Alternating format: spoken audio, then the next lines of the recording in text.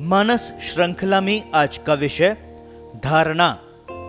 जन्म लिया है तो उम्र पूरी हो ही जाएगी, किंतु मजा तो तब है जब यह सुख, शांति और आनंद के भाव से परिपूर्ण हो सके। हमारे लिए यह संभव भी है क्योंकि हमारे पास चिंतन शक्ति है, परिवर्तन की क्षमता है, कम भी हो तो उसका विकास करने की क्षमता है। सुख के साथ साथ दुख का भाव जुड़ा हुआ है। इस दुख के कारणों को समझकर दूर करने की क्षमता भी हमारे पास है। आवश्यकता बस इस बात की है कि हम इस विषय को अपनी चिंतन धारा से जोड़ें। चाहे शास्त्रीय भाव में, चाहे व्यवहारिक भाव में, हम संकल्प करें, दृढ़ता दिखाएं और अभ्यास भी निरंतर करें। इससे हम ऊर्जापूर्ण जीवन की यात्रा तय कर सकते हैं। पतंजलि की भाषा में इस क्रिया को धारणा, ध्यान और समाधि का क्रम कहा गया है। ये तीनों ही ऋत भाव में होती है। इतनी सूक्ष्म है कि उनका कोई स्वरूप नहीं है, केवल भावना पर आधारित है। ऋतंभरा तत्व प्रज्ञा के अनुसार प्रज्ञा यानी इंद्र और आत्मा जुड़े रहते हैं।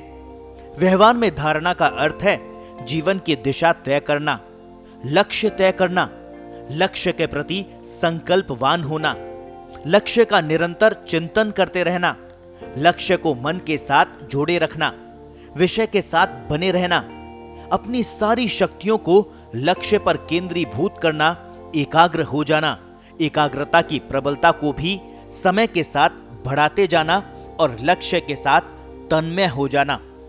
यही धारणा है, यही ध्यान है, यही सानिध्य है, यही ध्याता है और ध्येय का एकीकरण है। इसका अर्थ है मन की चंचलता को स्थिर करना, विचारों की चंचलता को स्थिर करना, अनेक विषयों के बजाय एक ही विषय का चिंतन करना, भटकाव को रोकना और एक ही दिशा में आगे बढ़ते रहना।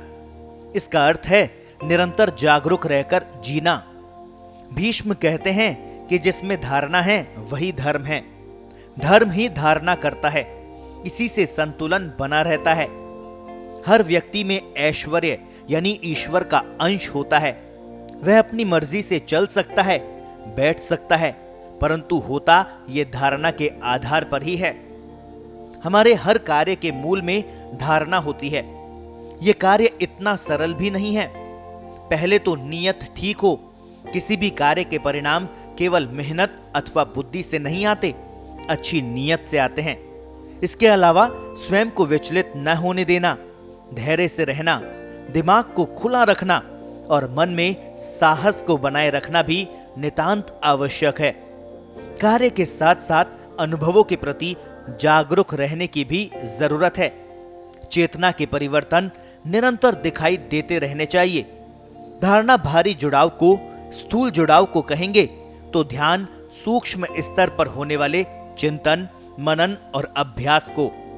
जो कुछ हम करना चाहते हैं, बनना चाहते हैं, उसे स्थूल के बजाय अब चेतन में स्थिर कर देना ही ध्यान का कार्य है। व्यक्ति का स्वभाव और सोच उसी के अनुरूप ढल जाना चाहिए, तभी हमारा शरीर और हमारी बुद्धि नए लक्ष्य के साथ एकाकार होगी। हम वस्तु स्थिति को समझ सकेंगे। ध्यान और समाधि भले ही विशेष अवस्थाएं हों जिन्हें बिरले ही लोग कर पाते हैं, किंतु धारणा तो हर साधारण व्यक्ति की ही आवश्यकता है। इसी से जीवन की गति संभव है। धारणा की दृढ़ता व्यक्ति को अंत में साध्य तक पहुंचा ही देती है। गीता में इसी को बुद्धि योग कहा गया है।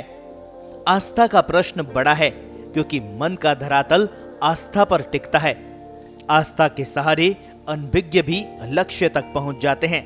केवल बुद्धि के सहारे हम न मन के भय को जीत सकते हैं और न ही मानसिक वातावरण बन पाता है। हर कदम पर बुद्धि ही शंका पैदा करती है, भय पैदा करती है। ध्यान में यह भी विशेषता है कि वो हमें नए और अनजान क्षेत्रों और शक्तियों का परिचय कराता है। जब भी हम परिचित सीमा को तोड़कर अपरिचित को छूते हैं तो शंका और भय सामने आ जाते हैं। भय इस बात का सूचक होता है कि हम नई सीमा में प्रवेश कर रहे हैं। आस्था ही इस स्थिति में हमारी शक्ति बनती है। जो कुछ घटित होता है उसे स्वीकार करने की ओर प्रेरित करती है। बिना किसी शंका के बिना किसी पूर्वाग्रह के। यहाँ यदि बुद्धि अधिक प्रभावी हो जाती है तो परिणाम बदल जाते हैं। लगाव अथवा प्रतिकार के भाव पैदा हो सकते हैं। आकलन में, तर्क वितर्क में हम अटक भी सकते हैं। तब नया अवरोध पैदा हो जाएगा, सहज भाव लुप्त हो जाएगा। जो कुछ घटित होता है अथवा परिवर्तित होता है उसे संतुलित सहज भाव से देखते रहना ही ध्यान का फल है। मन के विस्तार की भूमिका ही तो ध्यान बनता है।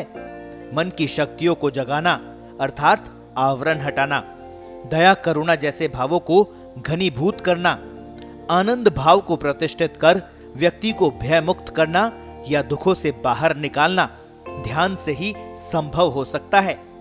यथार्थ को नजदीक से देखना, समझना और उसे सहज रूप से स्वीकार करना आवश्यक होता है, तो इसे नए आयाम देने की भी आवश्यकता होती है।